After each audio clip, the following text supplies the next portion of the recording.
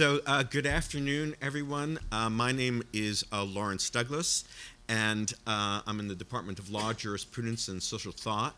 And welcome to the third of the three-part Counterpoint events that we've been hosting this semester. This is a conversation that was made possible from a generous gift from the members of the 50th reunion class of 1970. And it supports public conversations in the hope of bridging the growing ideological divide in our nation and helping us all to think more carefully about the most important issues facing us today. This year's theme is progress, or I guess I didn't pronounce that accurately since there's a question mark at the end, so this year's theme is progress. And the series takes place in conjunction with a course of the same name that's being taught right now, in which about one out of every five first years at Amherst are participating in this seminar. Our first event, for those of you who were at the earlier ones, featured a conversation between the Harvard historian Jill Lepore and the New York Times columnist Ross Douthat. Our second event featured a conversation between Stephen Carter and Nicholas Christakis, both from Yale.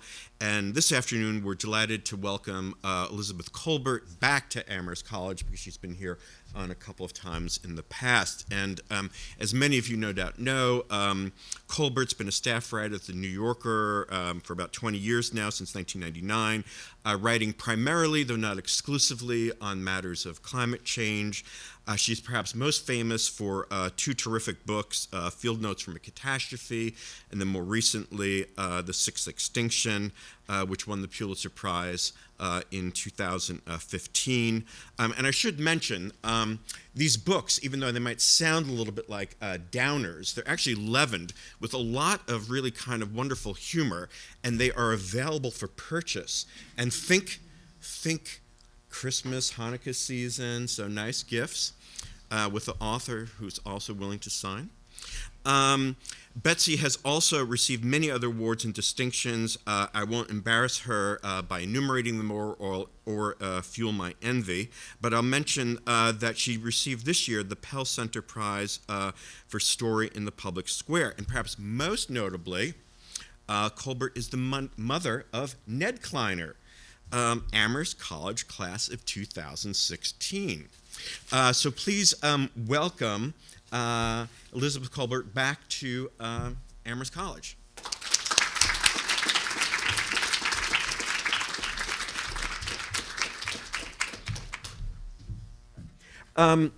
Elizabeth, Betsy, may I call you Betsy? You may, Lawrence. Okay, thank you, Betsy.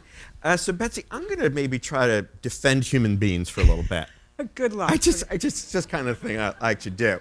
And one question I just had is, you described these mass extinction events, and I just wonder why we should really even care about them, if that's okay to add to. And I'll tell it in the following way. So we had this friend from New York City who came to visit this past spring, and this is a time where these frogs come out. Some of you might have heard them, these spring peepers. And we get all very excited when the spring peepers come out. And we were taking a walk in the evening, and the peepers are all peeping. And we said to this friend from New York, like, hey, those are the spring peepers. And the friend was like, loud. And it struck me that, like, the spring peepers die off, like, we'll be a little sad, but who cares? I mean, so what? Well, I'm really glad you asked that question. I actually get asked that question, quite regularly, and I'm going to confess I was a little taken aback the first time, but I no longer am. And I think there are two ways of answering it, and the first is, it's like, if you don't care about that, if you don't care about the end of all other, or many other life forms on Earth, what do you care about? So that's one way I would pose it. I mean, you could say that vis-a-vis everything, we would consider that to be ethically insufficient. Do you care about, the war in Syria? It's not considered ethically acceptable to say, I don't really give a shit. I'm not in Syria. That's just not considered and I don't think it should be considered ethically, and that gets to speciesism, something we can talk about, to say I don't really care about anything that isn't human.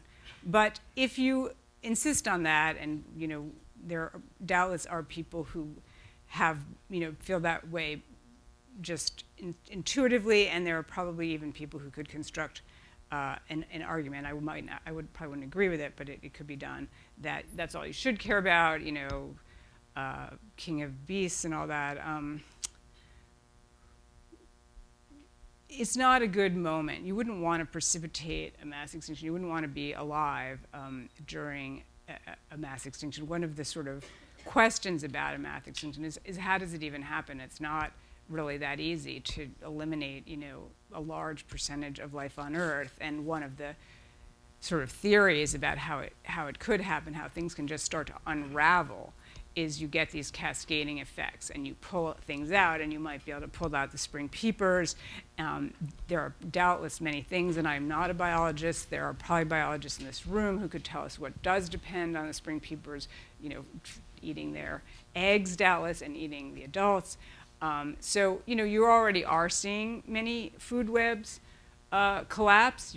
Many people read, there was recently a headline, a big story about how North America has lost, I think it was a third of its birds over the last 50 years, and no one knows exactly why, but it's probably related to the fact that we're losing our insects. So there are these cascades that are probably already sort of beginning, and if you are at the very high on the food chain, as we are, you wouldn't want you wouldn't choose that as the time to be alive. You wouldn't think that those were good odds, that it just so happens that humans will survive as everything else collapses. Now, that's a gamble, to be honest, that we seem to be willing to take. And the more we sort of push forward with this project, and I use that term loosely, obviously, because it's being done completely unwittingly, and less and less unwittingly, but certainly not purposefully.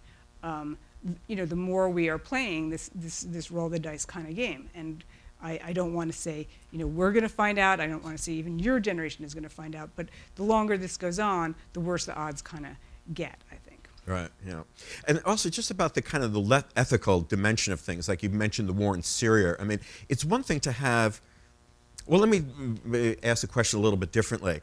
You could almost describe Homo sapiens as almost like Homo extinctor from the way you describe it in your book. I mean, we seem very good about driving things into extinction. There were all these, you described these like megafauna, these like, which I guess if people aren't familiar with the term megafauna, or what are they? They're like giant sloths or big rats or no? Well, they're anything. The term really refers to, and I forget the exact. I think it's anything under over 100 kilos. Any animal over 100 kilos has that. So right, and we're very good at like anytime like people migrated the thousands of years ago and they found these big slow animals, they died off. Yeah. But the climate change business, it's not like we're trying to kill off anyone. It's not as if, I mean, it's just sort of like a little bit like bad luck, isn't it? I mean, it's not like a question of predation right now. I mean, we don't want birds to die off. We don't want the little froggies to die. It just happens to be the case that all these good things that we have, like central air conditioning and central heating, have these bad consequences. So I just, again, the ethics of the thing, I wonder. Well, I don't, there's a couple things that I would say. I mean, first of all, I don't think that, eating or predating, giant sloths, let's just say, or whatever, Paleolithic, people did when they reached, this continent, was that unethical? It's no more unethical than our eating beef. I wouldn't, accuse people who even, did in the megafauna. I wouldn't accuse them of being unethical, even, and I don't think that it is. I try very hard in the book, The Sixth Extinction, not to turn this into an ethical issue. It's not like us versus them. It's not good people versus bad people. It's the human project, and at the center of that project are all the qualities that we value in the human, our inventiveness, our creativity, our ability to do new things. But if you look at this it's unfortunately a very simple argument. You could argue it's simple-minded, but I think it's pretty compelling that if you look at, how evolution works, it requires a genetic mutation. If you want to change your behavior, your way of living in the world, you are reliant on random mutations which don't occur all that often, that are adaptive and very useful and slowly propagate, through a population and through a species, get fixed in a species. Now, when we want to change something, we go to Amazon and order it or whatever, and that process has just sped up and sped up and sped up. It was true right away when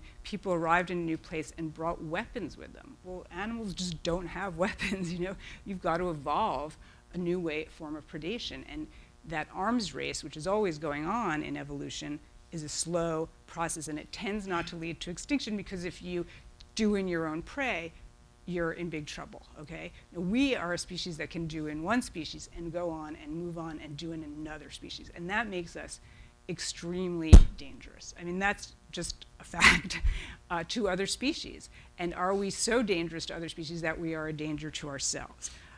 I think, unfortunately, that's true, but that is definitely open to debate. Right, but even that, your book also tells this kind of very interesting story about, the image of humans that emerges from the book is, I think, a very interesting one. A lot of the book is talking about species other than humans, but at the same time that you're talking about, us as a danger, you also describe, we engaging in these extraordinary efforts to propagate endangered species. You describe a scientist who is putting her arm up to her elbow in the rectum of a rhinoceros to try to make it ovulate, or to check if it's ovulating. And not a lot of other species are doing that, I don't think. And I just wonder if you could comment about that. Well, I do. I think that is why I definitely would like to trouble our view of ourselves. That definitely was one of my goals. But it's not like I have, an answer to this. I think people are complicated. That is, precisely what makes us so interesting and so destructive. And our empathy for each other, the fact that we, think it's, that we declare a humanitarian crisis and go in and provide humanitarian aid for people so they don't starve to death. I think pretty much everyone in this room would agree that that's a good quality of humanity. Now, that is also, the reason there are so many of us, and we're putting, not the reason, but a part of the reason, putting so much pressure on planet Earth. If you just think of how many resources humans, arrogate to themselves. This morning, those of you who were there this morning, I gave a figure about just, human biomass. And now the figure is that human biomass is greater than all wild mammals put together by a ratio of 8-to-1. So, that's a pretty astonishing figure. And the reason for that is we just use a lot of resources. And if you just think about it pretty logically, well, there's just that much less left for other species. So is that, where does that fit into ethics? I think it's extremely, I don't think it's clear-cut at all, but these are unfortunate consequences. And so to be constantly patting ourselves on the back, and not being cognizant of the, collateral damage here, that's really all that I'm trying to bring into view. Right. And in fact, one of the lines of your book, which I really thought was quite extraordinary, which maybe gets at this whole nature of, or your understanding of humans, is you write, this is towards the end of the book, and I'm just going to read this aloud. You write, if you want to think about why humans are so dangerous to other species, you can picture a poacher in Africa carrying an AK-47, or a logger in the Amazon gripping an axe, or better still, you can picture yourself holding a book on your lap. Now, I thought that was an extraordinary statement. because I think a lot of us would be like, oh yeah, carrying a poacher with an AK-47, got it. I got that. A logger in the Amazon, got that. Picture of yourself holding a book in your, well, I'm holding your book on my lap. And now this is an invitation for me to think, I'm a pretty dangerous dude. So I wonder if you could unpack that. Well, I'm glad you were attracted to that line. What I was trying to get at, obviously, yes, obviously that's a dig at my reader, and it is trying to. I mean, why are humans transmit knowledge, right? So if we had to start all over again, what distinguishes the human? One of the distinguishing things. I'm not going to get into the whole thing of what is the characteristic that distinguishes a human, but a culture that can transmit knowledge over generations. That's extremely powerful. And there are animal cultures, absolutely, I think that's clear in some species, but they have very, very limited amounts of knowledge that they're transmitting, and it has to be transmitted directly from one animal to the other. There's no go look over there in that book and you can figure it out. And so the idea that we have built up this enormous cultural apparatus that can transmit knowledge is unbelievably powerful. That's why we're all here today. That's why Amherst College exists, to continue that project and expand on it. But once again, it just gets to that imbalance between ourselves and every other species. There's simply no other species that can do that. So once again, when you just think about it, it's not rocket science. It's going to be a problem for a lot of other species that have to deal with the consequences of that. And one thing is, I suppose you could say that technology has kind of gotten us into this particular mess. I think one of the things that might have come up in the course of the semester in this course on progress, is to kind of point a figure maybe at something like capitalism. Like one of the reasons that we're not happier than we are is we have these very productive forces, but they're tethered to a system of inequality. But it doesn't seem like it's really capitalism's fault that has gotten us into this bind. It really does seem like an issue of technology. Do you have a kind of vision of technological determinism? It's part to play a game of historical counterfactual, but is there any other way to run this program and not to get where we are now? I think that's a really good question. I think that is a question, sort of at the heart of, progress. Yeah. And the question of, a lot of what we think of also as our own achievements, as it were, are the achievements of, especially over the last, of using energy. Okay, what we consider to be the normal, course of life, and since the start of the Industrial Revolution, and even before that, really, we think of fire, right? Fire is using some other, organism as energy. And obviously all organisms are exchanging energy. That's really what ecology is, exchange of energy through these systems. But we figured out ways to get at more and more energy. And when we figured out how to get at fossil fuels, that was absolutely huge. That's just basically fossilized sunlight. So we're going through hundreds of millions of years of plant matter that happened to not decompose, turned into fossil fuels. And now we're, really rapidly running through that. So, we're sort of just running geological history backwards in that sense and releasing all that carbon back into the atmosphere. Now, could we have ever reached the state of, advanced civilization that we like to think of ourselves right now in 2019 without using that form of energy?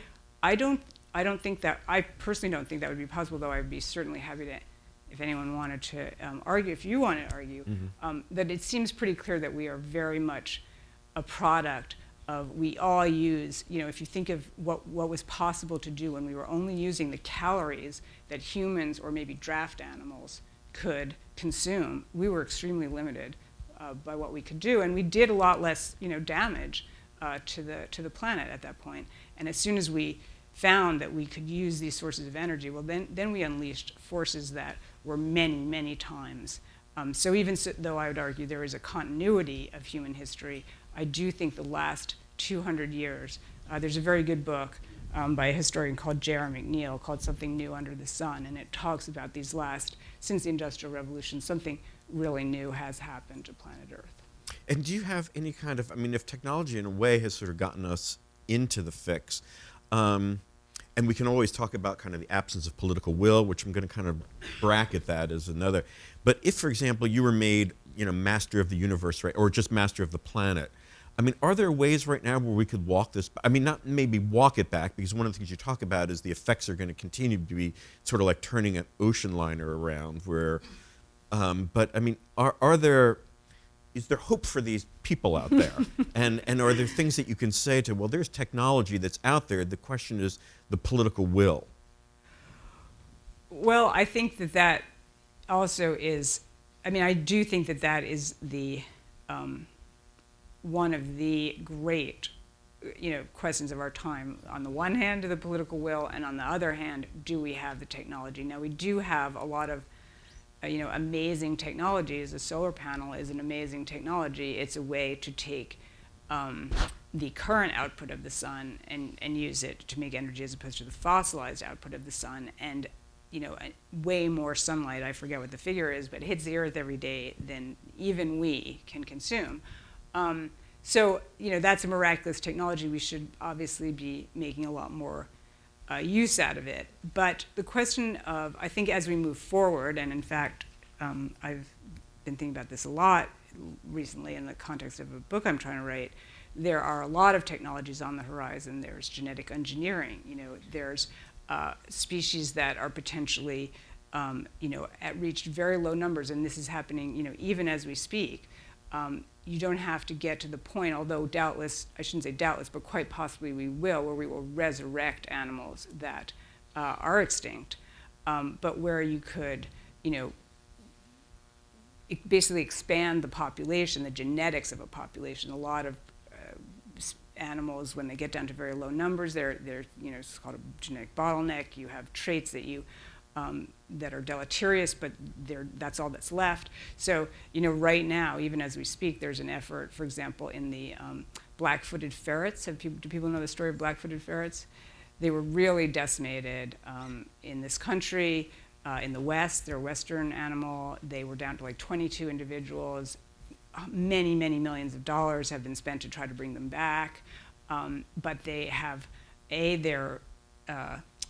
they have a disease, sylvatic plague that they get, and B, this bottleneck is a real problem. So right now, there's a couple of individuals whose tissue is frozen, and they're trying in the very early stages of this to see whether those individuals could be cloned and then impregnate a living ferret eventually, and try to bring those genetics back into the population. And that is a brave new world. And these technologies, genetic engineering technologies, people are talking about, counteracting climate change with other ways of changing the atmosphere, geoengineering. There's a lot of talk, and there's a lot of things on the horizon that I think in the next generation or two will become, huge battles, because they really, really challenge our notion, and they will become more and more acceptable. Right now, you can't take a genetically modified organism, just put it out into the environment. There's huge resistance to that, but I think that's going to decline as we find that we can muck around with everything and potentially solve some problems and potentially create a lot of new ones. These are really interesting questions. And what about the mammoth? That's our the idea of like de-extincting the mammoth. Yeah.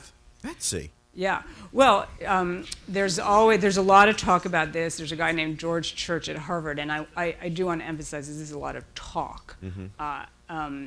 But we could get, one of the problems is when something's been dead for a long time, like the mammoth, you could sequence its genome, but you'd have a lot of holes in it. You couldn't sequence it the way you could take your DNA and just run it through. So you have to get a sort of jury-rigged version of it. But it could be done, and to a certain extent has been done. And then you could try to reverse engineer I think it's an Asian elephant, is closer to a mammoth than actually an Asian elephant is to an African elephant. And then you could try to get an Asian elephant to carry this embryo. But the changes are thousands. We're talking about many thousands of genetic changes, and we are not at the point where we can do that yet. But will we ever be there? It's not impossible. And Amherst should be the first place totally. to get him out. Yeah, absolutely. And again, I don't know if you have, I don't want to put you in the position of a sage or something, but I mean, one of the things is I think we all have to make these decisions about how we live, for example. My wife insists on keeping our house around 62 degrees as her way of fighting against climate change. So all that means is I'm chronically ill, and I'm not sure if I'm really making a contribution to the environment or not. And then there are these questions I'm not getting about, between you and your wife, yeah. Yes, no. And there are questions about, do I fly or do I not fly? At some place like Amherst College, I mean, I think there are interesting issues that always the college declares itself as, dedicated to reducing its carbon footprint, but never at the expense of divesting from, firms that, petroleum firms. And do you have any kind of any practical advice or how to negotiate those kinds of issues? Well, I mean, I think we keep going around and around on these questions because we are incapable as a society, as a country, of deciding that we need to reduce emissions, which I really can't exaggerate how drastically and desperately we need to do this. I mean, emissions right now globally are tracking a scenario, the Intergovernmental Panel on Climate Change. I'm not going to get in a big climate change spiel, but it created these scenarios. They're called representative concentration pathways. And we are now tracking the very highest, which is called RCP 8.5. And it ends up in 2100 when, very few of us will be around, but hopefully, the children of today's Amherst students will still be around. Ends up with almost a 9-degree Fahrenheit temperature increase, okay? Now, to give you, a sense of how dramatic that is, I mean, probably temperatures have not been that high on planet Earth for many, many, many millions of years. And that would be a completely ice-free world. It would be a world where we had definitely doomed the Greenland ice sheet, the Antarctic ice sheet, sea levels, Boston, every coastal city in the world, completely inundated, many parts of the world uninhabitable by humans. So that is a very, very, very dramatic outcome. We are on that. It's 2020, okay? We really, really, really need to get our act together. Now, not doing that, we are constantly leaving it to individuals, to make choices, and it's very difficult, and I feel this in my own life, so I'm completely empathetic to say, well, I should be the one to make these sacrifices. Now, that being said, I do think it's very important for institutions like Amherst to, lead by example. And whether that is, divestment, I'm not going to, get involved in that right now, or whether it's reducing campus emissions and really looking at, what travel is necessary, what emissions do we think are serving our mission and what are not. I think all those conversations should be had in preparation for the day when I hope and pray that we will get our act together and decide as a country and even as a globe that we're going to do things. And then people will have to, and I don't know how we're going to compel that, if it's going to be a price mechanism or what, make different choices. I mean, one thing I thought in terms of, now getting to the issue of kind of political will, is you probably saw that, I think, among Democrats, very interestingly, the number one concern is climate change. I was actually surprised by that result. It's higher than healthcare. It's higher than anything. Has it persisted there, or that was just that one What poll? was it? Just one poll? I don't know. Yeah. But anyway, it certainly has risen Yeah. substantially, and I think that I can't exactly explain it. I don't know why it hasn't been higher on people's radar before. But I think that, the fires in California, all sorts of things have focused the mind a little bit on, what's going on. I just was hearing a piece on NPR about, real estate values in coastal Miami. I mean, all these things are hitting people, impacting people, increasingly impacting people, right now. Yeah. This is kind of a question just reflects my own scientific naivety. What if things were going the other way? What if we were getting colder? I mean, would we be facing the same problem? Is it just sort of bad luck that, burning fossil fuels makes everything hotter? That if everything were getting colder, we'd be like, hey, that would be like, get some more Patagonia, and then... Well, there's two questions here, and one is direction, and one is rate of change. So we, there's a certain amount of question, and you may have heard, and this gets trotted out by the right all the time, are we looking at another, people in the 70s predicting another ice age, or in the 60s or 50s or whatever, and now you're saying it's going to be global warming. So there are glacial cycles. Amherst College sits on a piece of ground. If you'd been here 12, or you can go to the Geology Museum and read all about it. If you'd been here 15,000 years ago, you would have been under a mile of ice. So obviously the climate changes, duh, and these are orbital cycles, and there's it's unclear whether and when exactly we would be heading into another glacial cycle had we not decided to intervene very, very dramatically. So, the good news is you're not getting another ice age, okay? Don't worry about that. But then for quite a long time, and that's another question that I'm sure people are modeling right now, like if and when we ever stop emissions, when will you ever resume that glacial cycle? But those changes, and if we were heading into another ice age, people would be taking that, fairly seriously, but it would be a much more protracted process before Amherst was, buried under a mile of ice. We are changing the climate. It's at an extraordinary rate. Once again, it may not feel like it to us because we, weren't around through other things, and to us, life is life. But once again, in a geological sense, this is extraordinarily rapid change. And one of the things also, just in the book that I found pretty fascinating, is not only you're giving a kind of a history of these other extinction events, but you're also giving a history of the knowledge of these extinction events, like when people first became aware of it. And you kind of link the two in this, early on in the book, you say, in what seems like a fantastic coincidence, but it's probably no coincidence at all, the history of these events is recovered just as people come to realize that they are causing another one. So that, again, was a very interesting observation. I wonder if you could maybe talk about that.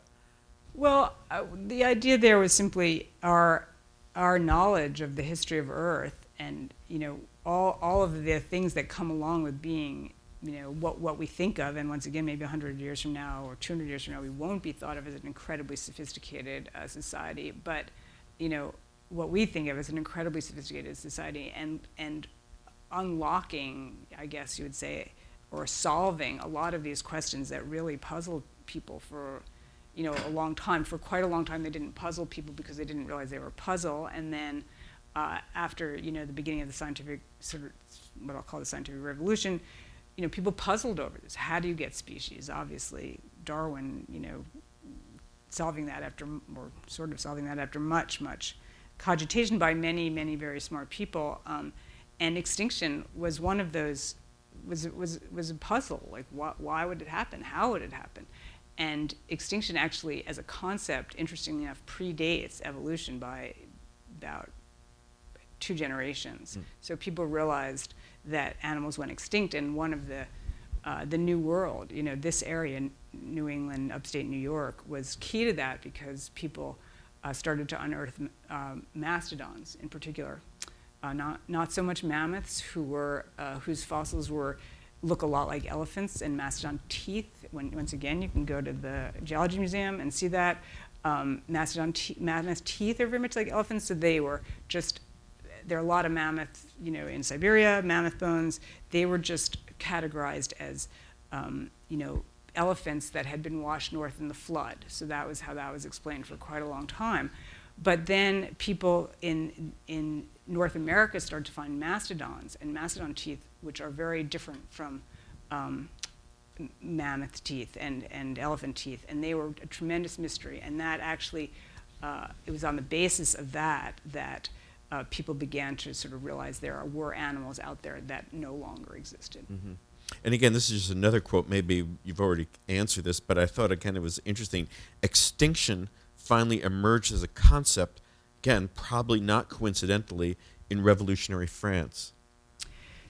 Yeah, so the guy who, quote unquote, invented extinction, or really solved this growing mystery of what were all these weird bones of things that didn't seem to be around anymore. And once again, the megafauna played a very big role in this because they are big and they're hard to think that there was a mastodon lurking out there. Although Thomas Jefferson famously thought there were mastodons. They thought Lewis and Clark would find them because he did not believe in extinction. It was a very active debate at that moment. And this guy, Georges Cuvier, who was the most famous naturalist of his time, and until Darwin, really the most famous naturalist in Europe, but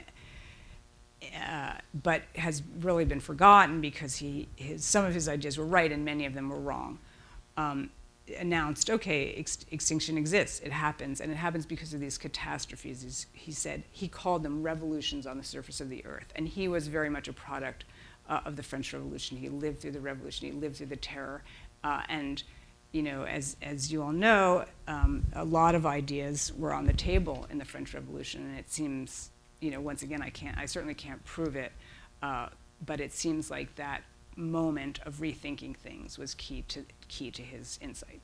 And I think you also mentioned that Darwin actually was quite resistant to this idea. Well, Darwin, and once again, there's actually really interesting, Amherst connection here with Hitchcock and the dinosaur footprints and all those people who understood extinction. So that was the moment, the Hitchcockian moment was the moment when people knew that things had gone extinct. We had these, wacky footprints, and those animals didn't exist anymore, but what had happened to them? And Cuvier's theory, which dovetailed nicely with the theory of the deluge, was a bit, sort of catastrophist theory.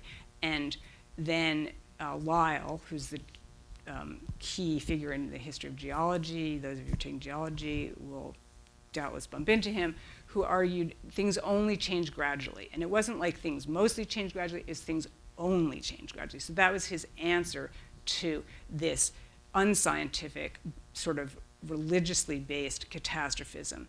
And when Darwin came along, Darwin is really Lyell applied to biology. And he was Lyell was really his mentor. And Darwin adopted the Lyellian view: catastrophes cannot happen. It's not just that most things are explained without catastrophe, it's they simply cannot happen. And that was the gospel. And if you talk to someone who studied geology as recently as the 1970s, they will tell you that. And then along came the impact hypothesis, which you guys are all familiar with, that it was an asteroid impact that killed off the dinosaurs, and that really shifted that paradigm. That was a real paradigm shift. So while we believe, I think geologists would say generally in Earth history, change is very gradual, but not always. And that's sort of where we are right now. And the question of where we fit in that, how do we relate to an asteroid, is that's the issue of our time. We are changing things about as fast as anything except an asteroid could do. It is interesting about the asteroid because the asteroid theory, that took a while for it to be adopted as well. I mean, there was a lot of pushback against that, and it wasn't pushback that was coming from ExxonMobil or something like that. It was just I thought it was interesting the way in which people are so invested in their scientific understandings that they will really, really resist evidence. Yeah, I think that is a really interesting case in the history of science of a theory that was, absolutely reviled. It had got a lot of popular press. It was such an amazing idea. But it was in paleontological circles. It was considered complete. It was heresy. It was a form of heresy, and that I think is that gets to this question of how scientific revolutions. I don't want to elevate it to a scientific revolution, but it was a new concept that took a long time for people to buy into. Do you know how long it took? I mean, was it? Yeah, I mean, it wasn't. I want to say it wasn't that long. I mean, in the history of it wasn't like right. The Earth and the Sun. Right. The impact hypothesis was first proposed in 1980, and then the impact crater. So the Chicxulub crater, which is under the Yucatan and parts of the Gulf of Mexico, was discovered in the early 90s. And when that crater was discovered that exactly matched the timing of the end of the Cretaceous, a lot of people, a lot of scientists who were hesitant to embrace the theory, because there's a saying in science, extraordinary theories demand extraordinary evidence, but that was extraordinary evidence. I mean, it's interesting because because on one level, maybe it's hard to tell a good story about the adoption or the acceptance of the theory of climate change or the fact of climate change, but it seems that in the case of the impact, I mean, you don't have material forces aligned who are deeply invested in disputing it, and still you had people disputing it. And here with climate change, I mean, you can almost tell a good story that, well, it's been pretty widely adopted. I mean, obviously there's some very serious outliers, and some of the serious outliers are in very powerful positions in our government today and some other leading governments as well. Yeah. But at least the theory seems to have been adopted pretty quickly in the face of a lot of material opposition to its acceptance. Does that make? Yeah, but I think there's a couple of things I want to say about climate change. And if you go back through the climate change, literature, I mean, there were reports to Lyndon Johnson about climate change as a problem. Okay, so we are now going back over 50 years. So that idea, that it was accepted. Climate change is not a challenge to anything, except our economic order, as it were. Climate change is very basic, geophysics, and I think that any scientist who was sort of it didn't really challenge anyone's scientific understanding. It's a variation of black body radiation. We have understood that greenhouse gases determine the temperature of the Earth since the 1850s. Okay, so it was very established science. That if you add a lot of CO2, the insight that brought people to the idea that, oh my God, we're changing the climate, was not the physics of climate change, which were understood and calculated already in the 1890s. It was how fast are the oceans? There was a theory that the oceans were going to be absorbing most of the CO2 that we put up there.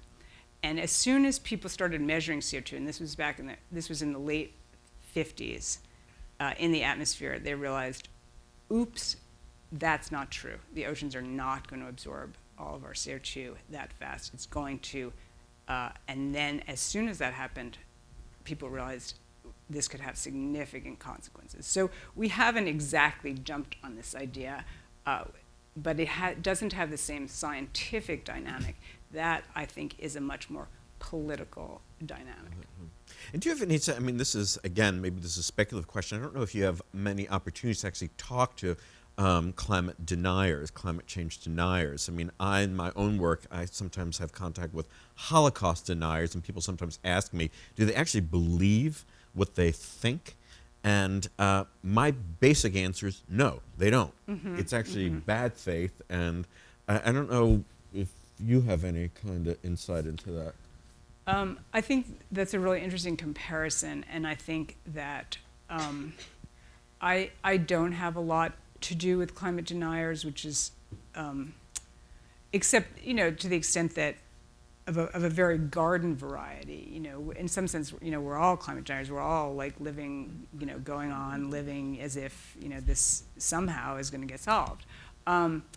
But I think it's a little bit different in the sense that even though you could argue it's, very basic science, blah, blah, blah, I think that, look, there are a lot of people who don't believe in evolution. Okay, now is that good faith? Good faith? I don't believe. That's my faith. I don't believe in evolution. So, I think it's a lot. I think it's a somewhat different. I think that the professional climate deniers are probably acting in bad faith at this point. Yes, but Uncle Joe, who thinks we're heading into another ice age, and who's basically scientifically not the most sophisticated person, is that good faith or bad faith? I'm not going to call it bad faith. It's a bit of a fog maybe, but I don't know that it's truly bad faith. I'm going to open it up in a moment to the audience to give all of you an opportunity to ask questions. I'm going to ask one last thing, which is basically for the students who have been in this seminar. And I think the point of departure for the seminar was a quotation from Barack Obama. And I'm just going to read you this quotation. And I think this, again, was shared with the students on the very first meeting of their seminar. And Obama had said the following. He said, "If you had to choose a moment in history to be born, and you did not know ahead of time who you would be, you didn't know whether you were going to be born into a wealthy family or a poor family, what country you'd be born in, whether you were going to be born a man or a woman, if you had to choose blindly what moment you'd want to be born, you'd choose now." And I was just wondering if you had any kind of thoughts about that. I mean, I think it's a very interesting quote, and I think it shows a certain kind of a slight, Americacentrism or whatever. I mean, I think it shows a kind of, many of the things that are attractive about Obama, optimism, et cetera. But I mean, would most of the people in this room probably, say, well, I've it's been pretty good for me so far, yeah. But if you were, picking through, if you were living off, has anyone seen the movie Anthropocene? No. Okay. Well, anyway, I recommend it. It's a really good, beautiful photography. And there's a scene of many, many people, and I forget exactly where this dump is. I think it's in India, but people living off that, and there are many, many thousands, hundreds, millions of people whose livelihoods. Now, if you compare that as your way of making a living to 10,000 years ago, when all of our ancestors were hunting and gathering, and by all accounts that we can think of, were actually living in pretty egalitarian societies, because there simply weren't a lot of excess resources in the whole history of civilization. I'm not going to recount now. I hope you've talked about that in progress. But I don't know that I would agree with that. I could certainly say your odds of living longer are probably better, but I don't know of your odds of living better. I think that's a very somewhat subjective and somewhat. I think that there are many people living in a kind of misery that, wasn't even comprehensible 10,000 years ago. I don't know. I wasn't around, and I am not living off of a garbage dump. And maybe there are joys and satisfactions in that. I think that I'm serious. I think that all of these value judgments, that is exactly, what you all are at Amherst to examine. So I don't know the answer to that. Okay, and questions from y'all? Don't be shy. Yes. Can you explain And do we have any, maybe a mic to go around, just so, I don't want to scare anyone by forcing you to.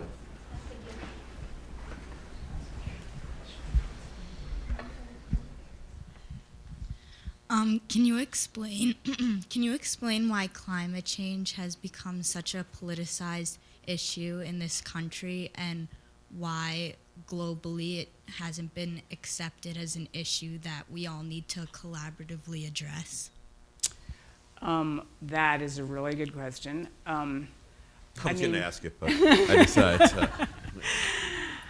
I mean, the simple answer, which is, as a close an approximation to the truth as I think we need, how's that, is that there are huge vested interests. And by that, I want to extend that, once again, to a certain extent to all of us. I mean, living the way we all live right now is completely dependent on fossil fuels. There's just no getting around that. And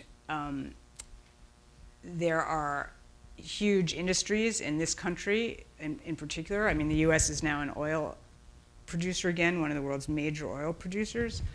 That happened, under Democratic and Republican administrations alike. That is completely, antithetical to solving or redressing climate change. So it became politicized, I think, very, very purposefully by fossil fuel interests, and there's tons written on that if you're interested in reading, I'm happy to cite you chapter and verse, but it was a very conscious attempt to make it a political issue in this country, okay? And then that was seized on. It has now become a ridiculously polarized, where you have one party that says climate change is a big problem and another party that says climate change doesn't exist. That really should not be possible, but here we are.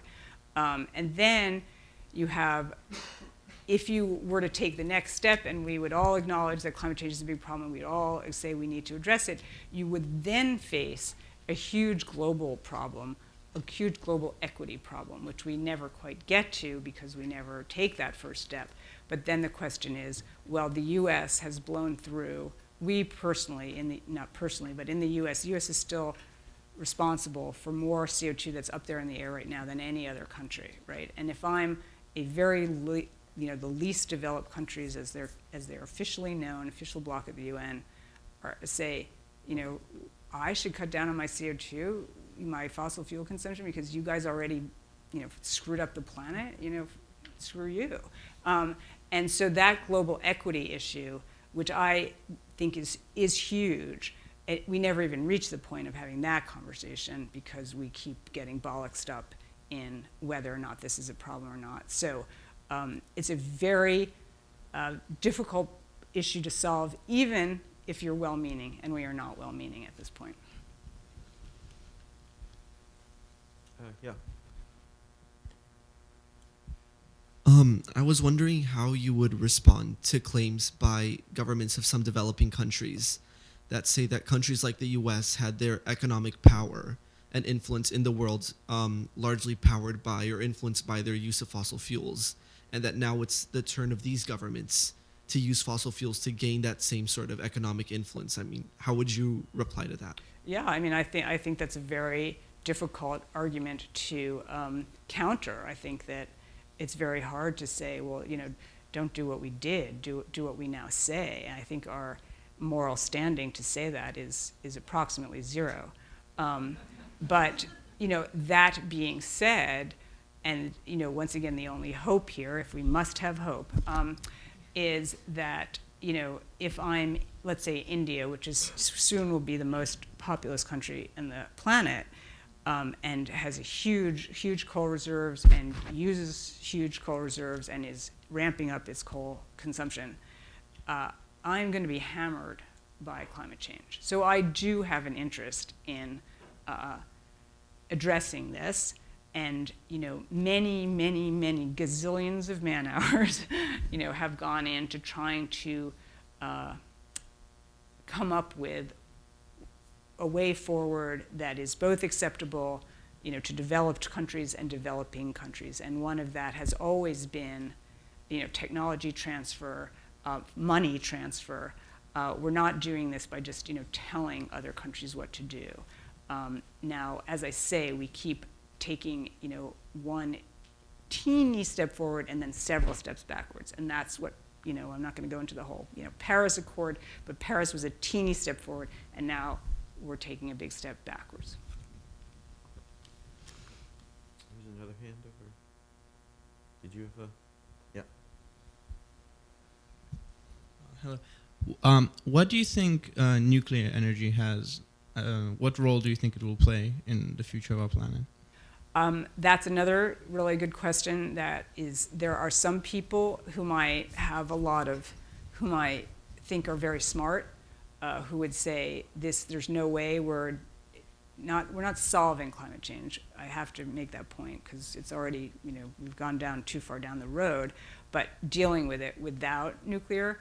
And there are some people who would say, there's no way we're dealing it with nuclear.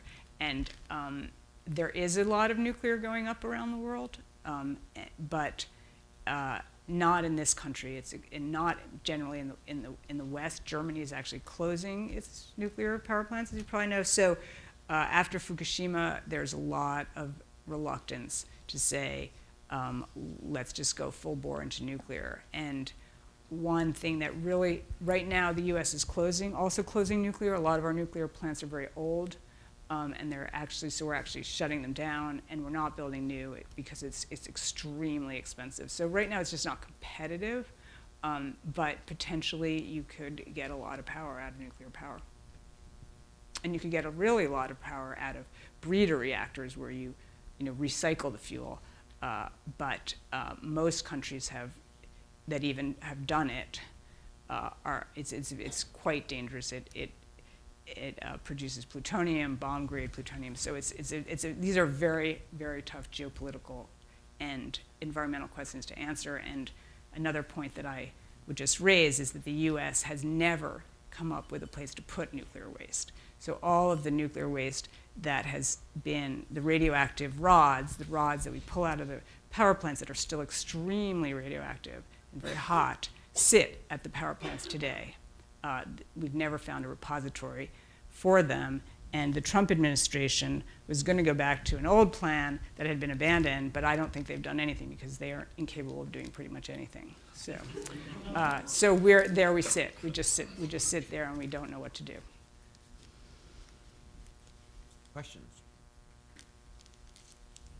You're not going anywhere, so you have to. Yes.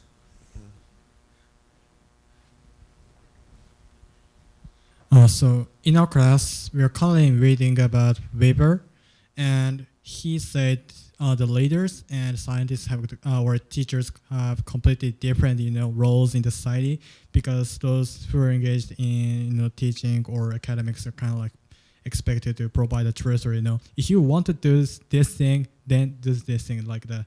But those leaders are kind of like having arguments or some ideals. However, teachers are not allowed to provide ideas or something like personal opinions in the classroom. So what do you expect yourself to do as a person who writes books, or as who gives influence to other people?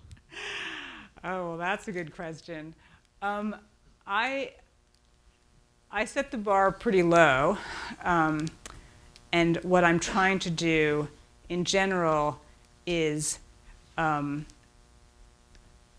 raise progress, is raise questions, is get people to look at things that they might think they understood or had settled ideas about, and trouble that in a way. So I am a troublemaker. That's sort of how I see myself. But I don't see myself as, and this you could argue is a cop-out, and I accept that. I don't see myself as providing, a grand theory or a grand argument or a grand answer. I just would like, to get under people's skin a little bit.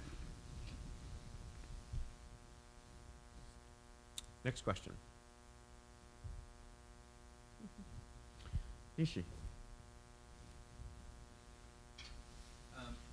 It's you, Nishi. Oh, Yeah. you're waiting. So I think one way it's sort of tempting to think about issues about our role in climate change and extinctions. I think we all sort of slip into this, is to think that what's really wrong here is that we're messing with nature, or that we're intervening in nature. But I worry that there's not a notion of nature there that can really sustain that thought, because, well, I guess to put it bluntly, either we're part of nature or we're not. And if we are, then everything we do is also part of nature. So we're not intervening or messing with nature. On the other hand, if we're not part of nature, then even the benign things we do are things that are intervening in nature, that we're messing with nature even with the benign things we do. So I wonder whether you think there's a notion of nature that will sustain these thoughts, or whether you think there's another way we should be thinking about the bad things we're doing here. Well, I think that's a really good question, and I'm not so sure that's not so sure. No, I'm kidding. Right, yeah. and I mean, I to a certain extent, one answer I could give, and it might sound flip, but I think it's important, is to a certain extent that's a semantic thing. That's once again something that is in our own heads, right? What we define as nature, what we don't define as nature. Nature doesn't give a shit. Do we imagine the non-human world? Let's say we just take the non-human world, which in the presence of humans has a certain trajectory, and in the absence of humans has a different trajectory. Can we agree on that? And then the question becomes, there was a pre-human world, and there will be a post-human world, and the post-human world will look radically different for our having been here. And once again, I don't necessarily think that I think bringing human ethics to bear on this is not necessarily even productive, though on some level we can't help it. But I don't think I guess I somewhat take issue with the idea that we can't at least imagine in a theoretical sense a non-human world, a world that humans haven't intervened in. Now, as a practical matter, there is no such world anymore.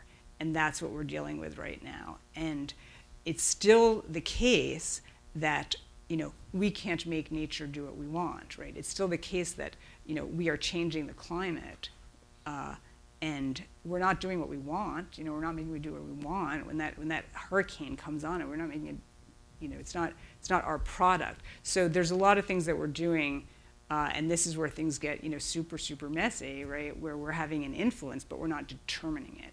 And there's a lot of cases where we are determining it. When we mow down the rainforest and plant a soybean plantation and, feed it fertilizer and pesticides and all that things. That's, I would argue, a very human-created, landscape.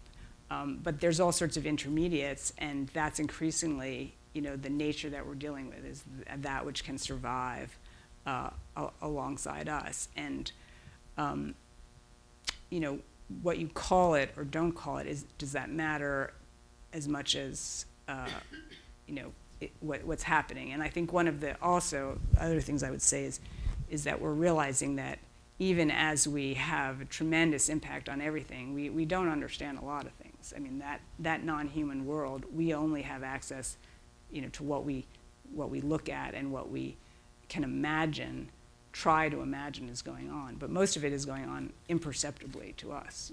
It's just happening, and it's still carrying on in this degraded, or whatever word you want to use. Once again, it's a word that humans are applying, but it's still carrying on in some fashion. I don't know if that answers the question, but I think it is a very profound question. Lee?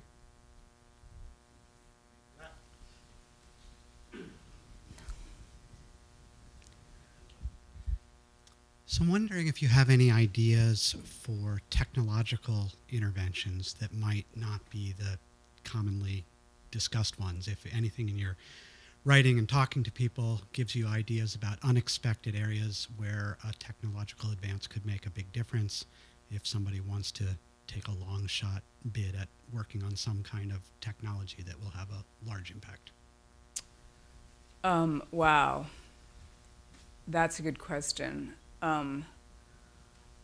I would say I'm not a technologically particularly talented or savvy person, and I would say anything that I could think of, someone is working on. People are tinkering with everything right now. The most amazing, things are going on. I mean, people are trying to, for example, rejigger photosynthesis. Photosynthesis is an extremely inefficient process developed over several, billion years of evolution, but it doesn't work. It was just chance. It was, well, we got the best we could, jury rigged. Let's try to work that one out. So anything you can think of, anything I could think of, I shouldn't say you could think of. I only get my ideas from people who are out there working on them, and I'm all the time just amazed. I just read a story yesterday that scientists had broadcast sounds of fish on a reef to try to attract fish back to a degraded reef because they thought that the noise might help, and they claimed that it did. So anything I could come up with, someone has come up with. Actually, let me just follow up on Lee's question, because maybe the question is less about what you yourself would come up with and just more that, because I think maybe there's a fear that we almost get paralyzed that, I can keep my thermostat at 62 degrees. I'm not sure if that's really going to have effect on anything. I know it's going to make me have a head cold for most of the winter months. But there's also this kind of fear that, like if we can't change anything, then we might as well go ahead and just live our lives the way. So I just wonder, is there technologies out there that look really, really promising that we just haven't heard a lot about, that you might have read about that, ooh, that sounds like that could really be very, very promising? Well, I mean, I think that the lesson is, it depends what you're talking about, right? So one point, if we came up with a source of energy, so the sort of holy grail of energy right now in the energy world is fusion, right? So we would imitate, the sun. Now, fusion has always been just over the horizon. There are many people who have concluded it will always be just over the horizon, but there are some people who feel it will one day be harnessed, and that would provide, really basically limitless energy for, potentially very low cost. It would also, as people point out, would provide the means, technology for making thermonuclear bombs to a lot of countries, but, there are trade-offs. So let's just imagine, for the sake of imagining, and there's a big project underway in France. It's hideously troubled and blah blah blah, but it is underway. We get fusion. We have limitless energy. We non-carbon sorts of energy. So we sort of arrest climate change or at a certain point, and it slowly, as the oceans take up CO2, the climate sort of eventually reverts. The question then arises in my mind vis-a-vis, the other occupants of planet Earth, what do we do with that energy? And it seems to me that, if we continue to, mow down the rainforest and all the other things, a lot of the things that we currently are doing with our energy, we might well be better off, but the other species with whom we share planet Earth will not necessarily be better off. So I don't think that there's a simple, straight line here, but humans, and from a human perspective and from a sort of short to medium term perspective, obviously the big question is, can we come up with non-carbon sources of energy? And that gets back to nuclear, and so nuclear is fission.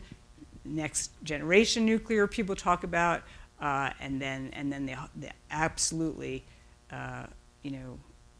gold standard would be fusion energy. Yeah. Sorry, I went the wrong way.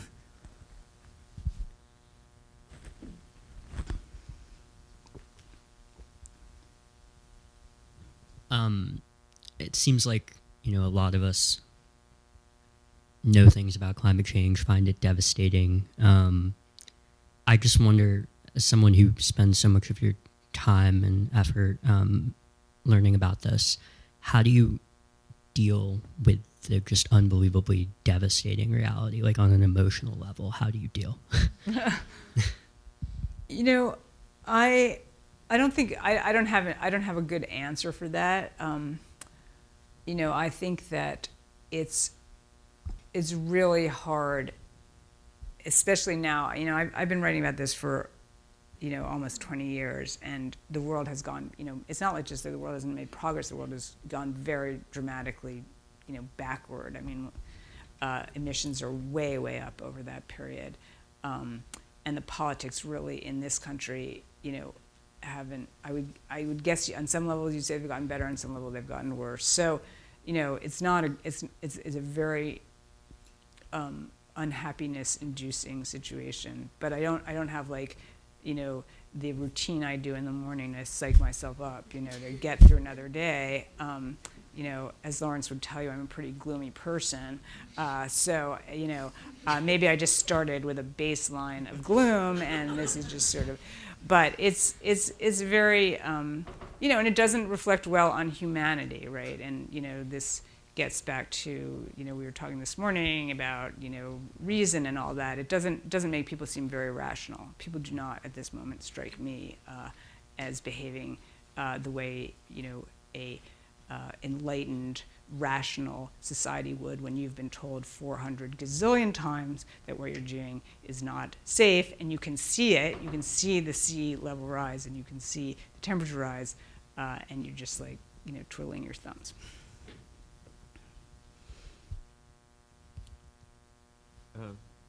Yeah, sure. One here and there. Yeah.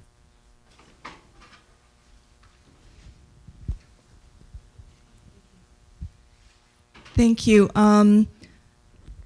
I have an additional response to the last two questions, Please. which I was in despair about climate change and environmental destruction throughout my whole 20s and couldn't get out of bed some days. And I just find that being in action about it really, really makes a huge difference.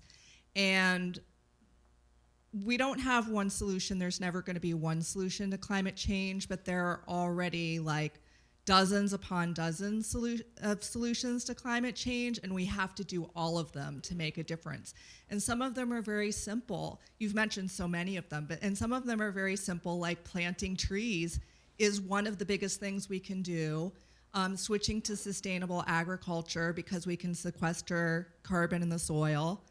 There's so many things, and we just need to start doing them. And as you mentioned, what really is in the way is the fossil fuel industry who's buying our government. So one of the biggest things we can do is pressure our local officials and our federal government to make change. Thank you.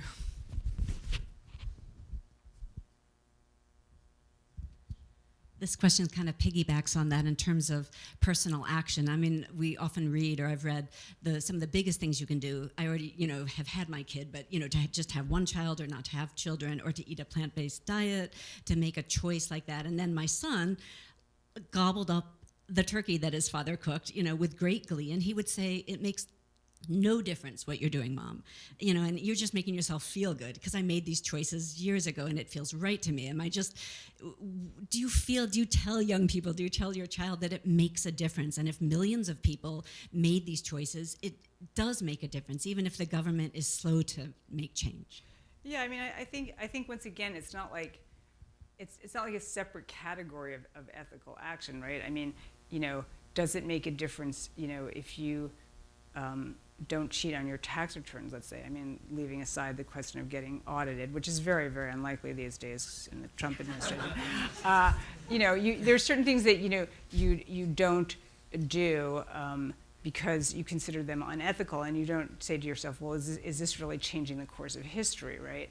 And I think that why do we always ask that about about climate change. I mean, of course, it's true that if your choices were, if you're making a choice that if universalized, right, the Kantian, imperative, if you're making a choice that if universalized would make a difference, that seems to me to be an ethical choice and what you should do, regardless of whether it does become universalized, right? You can't control that. So I think that's a non-unique problem to climate change, but I certainly do urge people to behave ethically with regard to climate change. Now, that being said, I am in a tremendous bind. I mean, I travel a lot for work, and do I justify that by saying, well, this is going to do so much good for the world that it's worth the carbon I'm spewing into the air? I find that harder and harder to do, to be honest. So,